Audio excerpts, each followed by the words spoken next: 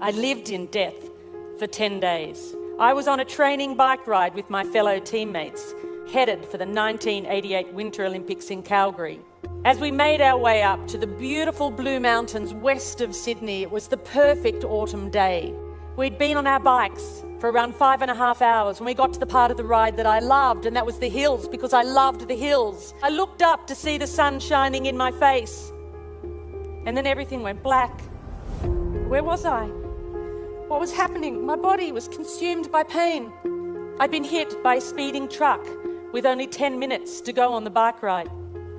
I was airlifted from the scene of the accident. I'd broken my neck and my back in 6 places. My whole right side was ripped open and filled with gravel. My head was cut open across the front, lifted back, exposing the skull underneath. I had head injuries, I had internal injuries, and I had massive blood loss. For 10 days, I drifted between 2 dimensions. I was in the fight of my life. After 10 days, I made the choice to return to my body. And when I did, the massive internal bleeding miraculously stopped. The next question was whether I would walk again, because I was paralyzed from the waist down.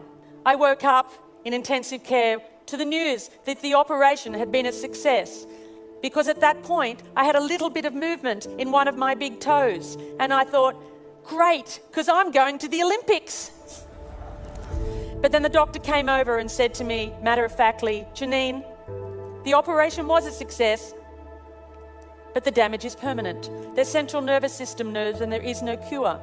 So although we think you may get some feeling back from the waist down, you will have internal injuries for the rest of your life. You will have to use a catheter, and if you walk again, it will be with calipers and a walking frame. You're going to have to rethink everything you do in your life, because you are never going to be able to do the things you did before. I was an athlete. My body was everything. If I couldn't do that, if I wasn't that, then who was I? After almost 6 months, it was time to leave the spinal ward. I was in a wheelchair and a plaster body cast. All I wanted to do was to go home and get my life back and learn how to walk. But the head nurse at the hospital had said, Janine, I want you to be ready, because when you get home, something is going to happen. She said, you're going to get depressed. I said, not me, not Janine the machine. She said, it happens to everybody. I was in a wheelchair, a plaster body cast, attached to a catheter bottle. I had no feeling from the waist down.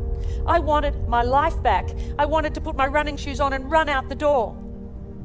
But I couldn't. And I got depressed. And there were days when I didn't want to get out of bed and days when I didn't get out of bed. And I can remember my mum sitting on the bed and we were both crying, and she said, I wonder if life will ever be good again. And I thought, how could it? Because I've lost everything that I valued. At home, sitting outside in my plaster body cast, an aeroplane flew over my house. And in that moment, my eyes and my mind were open. I stopped asking, why me? And I began to ask, why not me? And I looked up and I thought, well, that's it. If I can't walk, then I might as well fly. So weeks later, my mum and my friend Chris, they bought me a pair of baggy overalls and they drove me to the local airport, Bankstown Airport, and they carried me in. And I held onto the counter because I couldn't even stand on my own. I said, I'm here for my flying lesson. And they ran out the back to draw short straws. Oh my God. And this guy came out, Andrew. He said, hi, I'm going to take you flying. I said, great.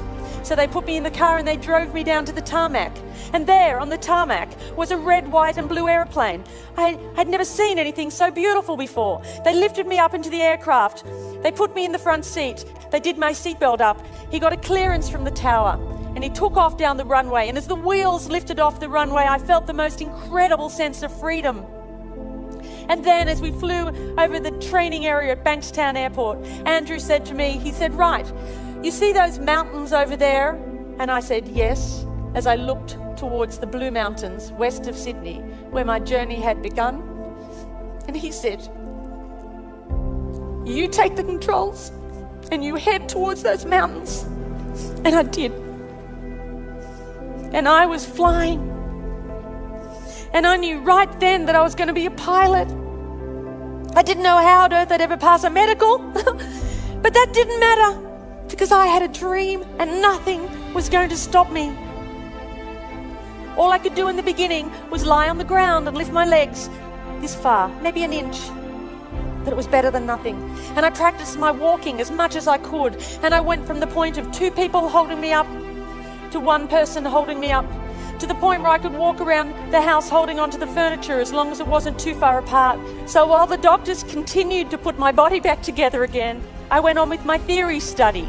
And then amazingly, eventually, I passed my pilot's medical, and I had my bag of medication and catheters and my funny walk, and they would look at me and think, who is she kidding? She's never going to be able to do this. And sometimes I thought that too. But there was something inside of me that was burning so bright that said, don't stop. And eventually, I learnt to fly. I went for my first solo, and I got my private pilot's license. And then I learned to navigate. I flew around Australia, and I got my unrestricted private pilot's license. And then I learned to fly in bad weather as well as fine weather, and I got my instrument rating. And then I got my commercial pilot's license. And then I got my instructor rating. And then I found myself at that same school where I'd gone for that very first flight, teaching other people how to fly. In just over 12 months after I'd left the spinal ward.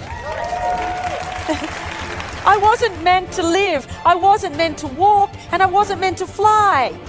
Our bodies may be limited, but it's our spirit that's unstoppable. I now know that it wasn't until I let go of who I thought I was that I had the freedom to create something completely new for my life. It wasn't until I let go of the life I thought I was supposed to have, that I'd worked so hard for, that I was able to embrace the possibilities that waited for me.